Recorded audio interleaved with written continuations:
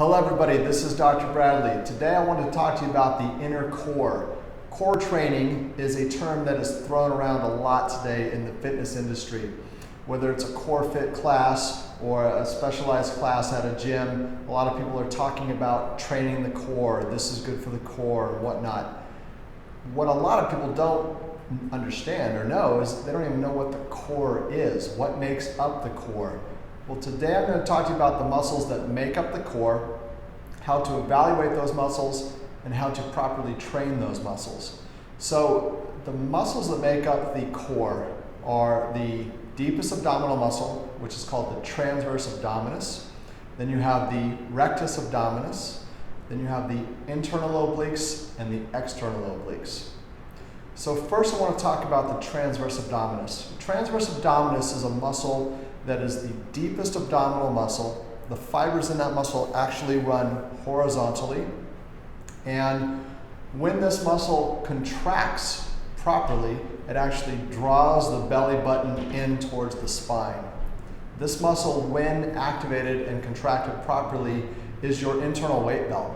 It actually increases intra-abdominal pressure and it stabilizes the lumbar spine to prepare the body for any heavy lifting, as in a squat or a deadlift or any other type of heavy lifting that could even occur outside of a gym setting.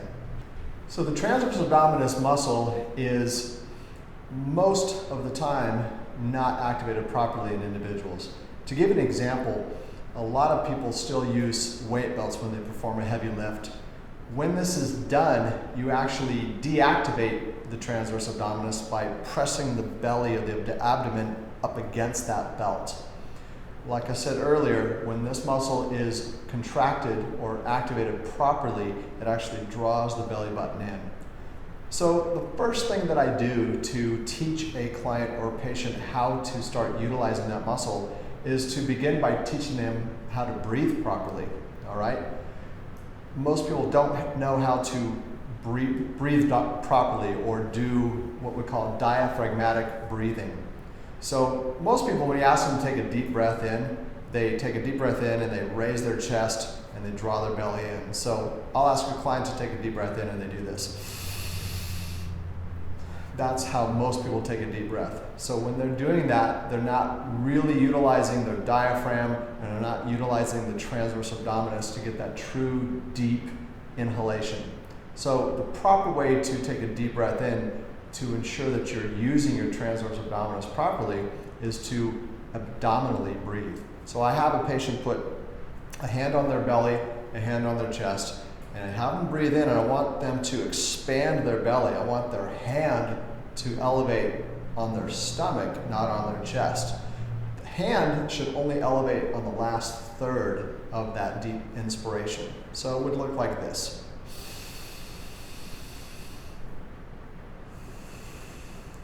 Okay, so if you watch that, if you can see that, I might turn to the side and show you the belly lifted for the first 2/3 of the breath and the chest lifted on the last third. I'm going to turn sideways and illustrate that. So when somebody breathes properly from the diaphragm, the abdominal area or the belly, I'm going to switch hands, should expand. So it looks like this.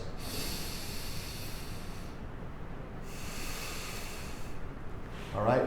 So by teaching people how to breathe properly, they begin to learn how to activate the transverse abdominis muscle.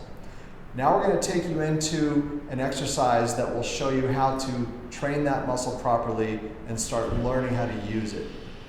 Okay, so what we're going to illustrate now is the 4-point TVA activation exercise, okay? So you get a patient in a 4-point stance. Their knees and hands are on the ground, and you want to make sure that their legs are parallel to the ground, or perpendicular to the ground, I'm sorry. So bring your knees a little closer to me. Yep, there we go. So we want a straight line here, we want a straight line here, and then we want to maintain lordosis.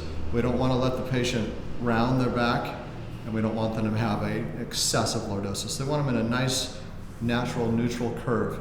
Now, the benefit of doing this exercise in the 4-point stance is you have gravity assisting the abdominal wall as you breathe in. And it's kind of a cue or a reminder to the patient on how to expand the abdominal wall while they take a breath in. The inclination for a lot of people is to do exactly the opposite.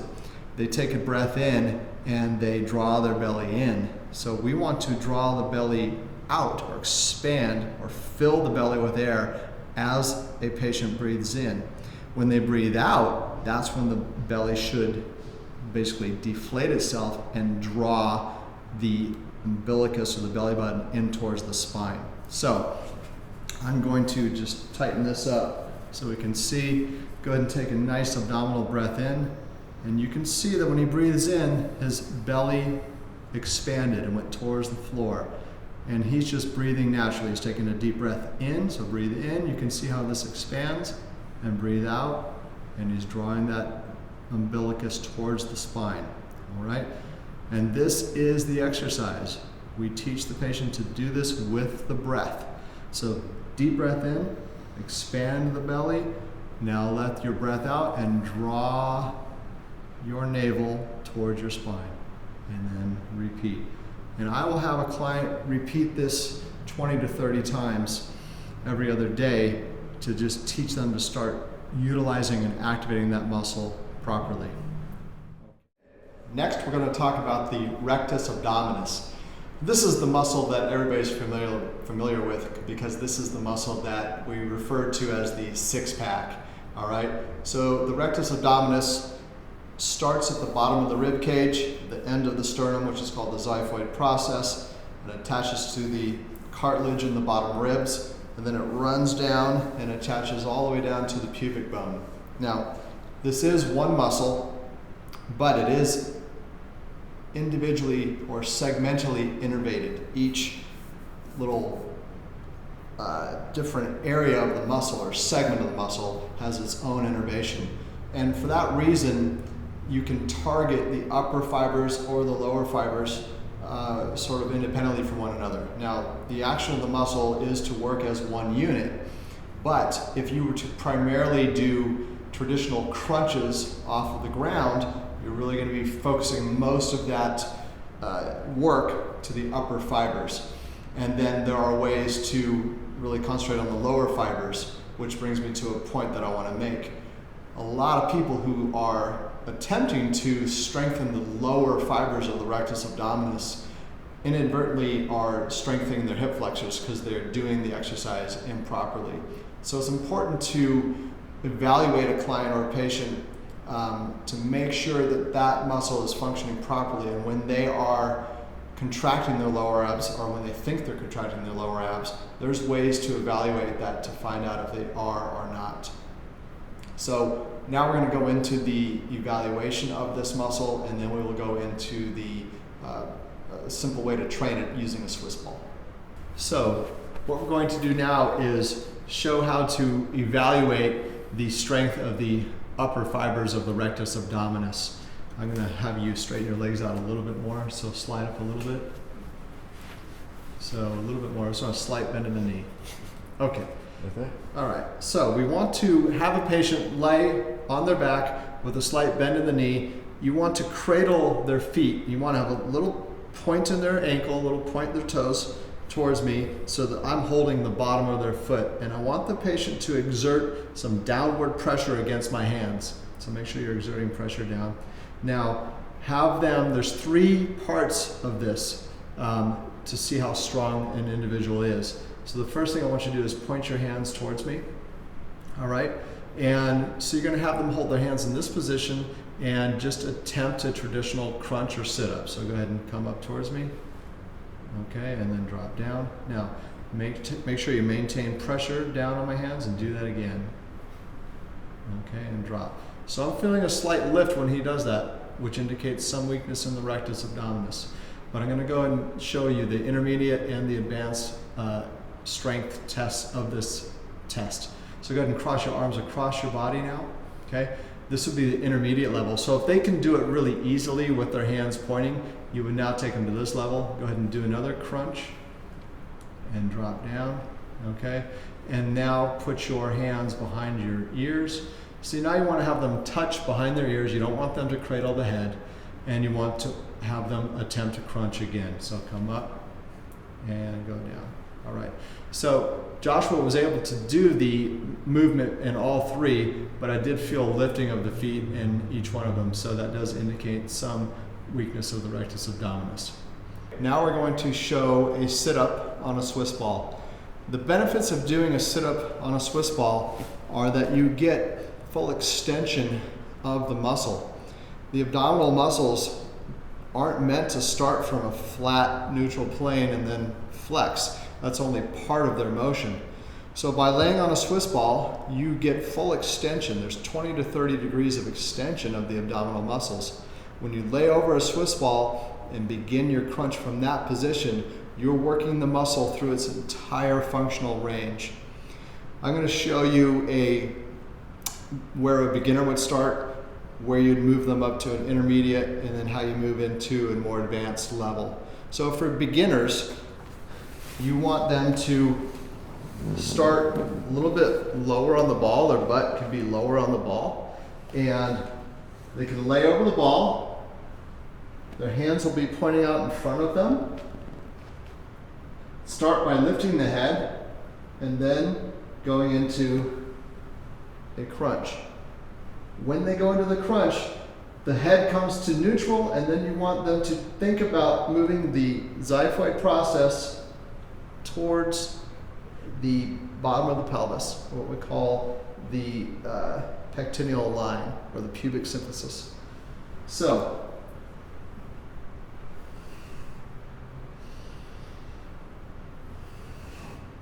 that would be a beginner's crunch on a Swiss ball. It is also important to note that you want them to keep their tongue pressed up against the roof of their mouth. This is because the neck flexors are part of the kinematic chain along with the abdominals. You want that whole chain to be working through this exercise. A lot of people who cradle their head don't ever let their neck get strong, so they get weakness of the deep cervical flexors. So the intermediate would be to cross the arms across the chest.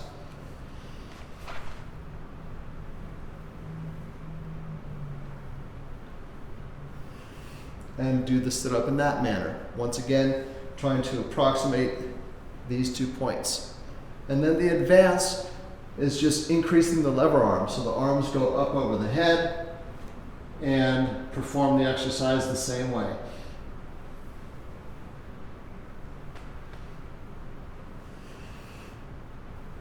All right, and for these, as in most exercises, a good range for repetitions and sets is 3 to 5 sets of 10 repetitions. So now we're going to show a strength assessment test of the lower fibers of the rectus abdominis, and then we're going to show you a beginner strengthening exercise based on this assessment. So what we want to do is have a patient lay in this position with their legs bent, and I'm going to slide my hand under the low back. Now, the natural curve of the spine creates space between the spine and the floor. What I'll have a client do is basically I want to teach them to rotate their pelvis so that the spine presses down or flattens against the floor. So go ahead and do that. And if they do it properly, they basically will smash my hand down against the floor. If they cannot do that, then I know they have extreme weakness or extreme discoordination of the lower abdominal fibers. So if they have a difficult time doing that, then the beginning exercise is just teaching them to learn how to do that. And I will have a patient lay on the floor like this. I'll have them slide their hands on both sides right into that apex of the curve of the lumbar spine and have them tilt their pelvis and press down on their hands. This would be a very beginning lower abdominal strengthening exercise. By placing the hands under the back, it gives them some biofeedback. It gives them something to feel so they know they're doing the exercise properly. Some of the things you want to look for and tell a patient not to do, you don't want them to contract the upper fibers. If they do, their shoulders will want to rotate down or the head will want to lift. So go ahead and flatten your back again and just kind of incorporate this, but let your head fall back. So if you see this happening when you're trying to make them flatten their back, you want them to relax up here, let their shoulders relax, make all the movement happen from the lower fibers of the pelvis. Okay, now, if they can do this exercise or this movement pattern fairly easily, now we want to see if the hip flexors are dominant or whether or not they are overpowering the lower abdominal fibers. As I mentioned earlier, many people improperly train their lower abdominal muscles and inadvertently strengthen up their hip flexors. So the way to determine whether or not there's an imbalance between those two muscles is to do this. I'm going to have you move your hands again. I'm going to place my hand under their back, have them flatten the spine down against my hand, so maintain pressure on my hand. Now, I want you to lift your left leg up and then drop it back down. I want you to lift your right leg up and drop it back down. Now, what I'm feeling for, what I want to occur when they do that is I feel pressure on my hand from them creating a posterior pelvic tilt, contracting these lower abdominal fibers. They should be able to maintain that pressure on my hand as they lifted one leg and dropped it down, and as they lifted the other leg and dropped it down. If, when they were performing the movement of the leg, I felt the spine lift off my hand, then I would know that their hip flexors are overdeveloped relative to the lower abdominal fibers. If that's the case, then the way to train a patient out of that pattern is to simply have them flatten the back down, hold that really tight against the ground, and I want you to just elevate this leg and drop it down. Okay? This is what Paul Chek refers to as lower abdominal 1. You want to have the patient perform 3 sets of 10 on each leg and be sure that the whole time they're doing this, they are maintaining pressure with their back against either their hands or the floor, or there are also, you can use a blood pressure cuff, and that's a more detailed way to evaluate this, but you can measure the pressure with their spine against a blood pressure cuff, and by reading the gauge you can tell whether or not they're losing that ability to contract those muscles. So once again, this is the way to evaluate the lower abdominal fibers to find out whether or not they're being overpowered by the hip flexors or whether or not those muscles are just weak, period. So we showed you two beginning ways to start strengthening the lower abdominal fibers. The second way not only was strengthening the lower abdominal fibers, but teaching the body to let the hip flexors begin to relax so that the lower abdominal fibers do the work. So it can correct some of these imbalances that we will see in people. The last two muscles that make up the inner core are the internal and external obliques. Now, these are unique muscles because they have different actions depending on what you're attempting to accomplish. If these muscles are acting together on both sides, they will aid in flexion of the trunk. If they are acting unilaterally or on one side, let's talk about the external oblique first. If the right external oblique contracts, it creates what they call contralateral rotation. So to give you an example, like a golf swing or a baseball batter, a baseball swinger, if they were to swing into this position, which is left rotation, the right external oblique is contracting, all right? Conversely, the internal obliques, when they contract, they rotate to the same side. So when you go through left rotation, as in a swing, you are contracting the right external oblique and the left internal oblique, all right? If you just go into lateral flexion, which is what we're going to show on a Swiss ball today, if you go into lateral flexion and you don't rotate in either direction, the obliques on the side that you're flexing towards are contracting. So that's how that muscle functions. It's really important to have balance between your external and internal obliques and also symmetry from side to side. A lot of athletes who perform one-sided movements repetitively, as in golfers, tennis players, baseball players, they will be a lot stronger on one side relative to the other, and this can create imbalances in the spine and create pain and dysfunction. So it's important to evaluate these muscles properly so that you know where weaknesses occur, where imbalance may occur, so that you can train the person properly to correct the problem.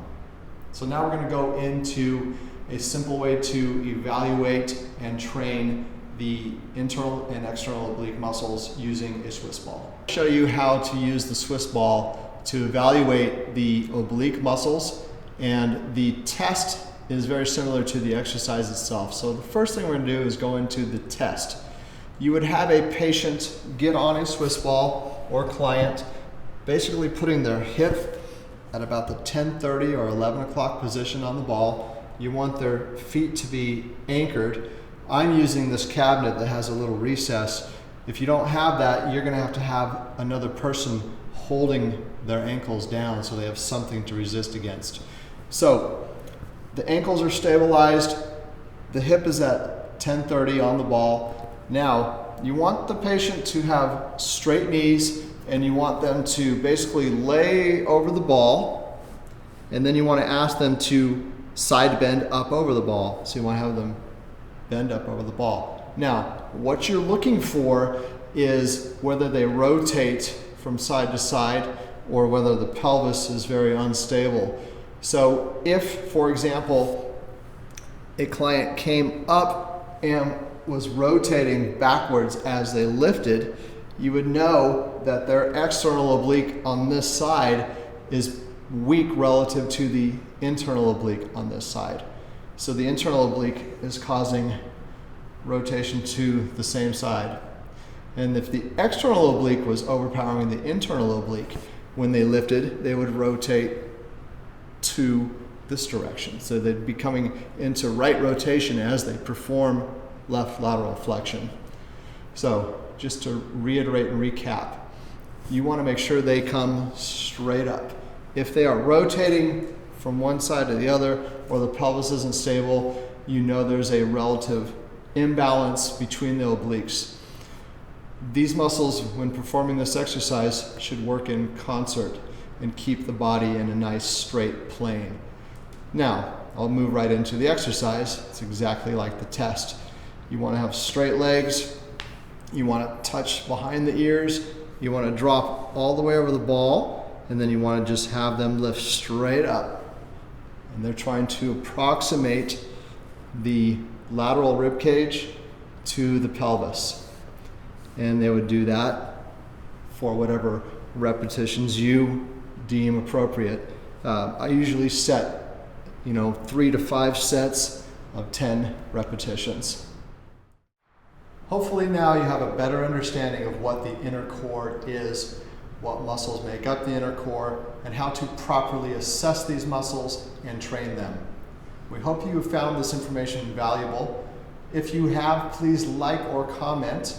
For more information, go to our website, which is linked below, where we have a lot of information for you to learn how to become a healthier, more vibrant you. Thank you for watching. Until next time, I'm Dr. Bradley.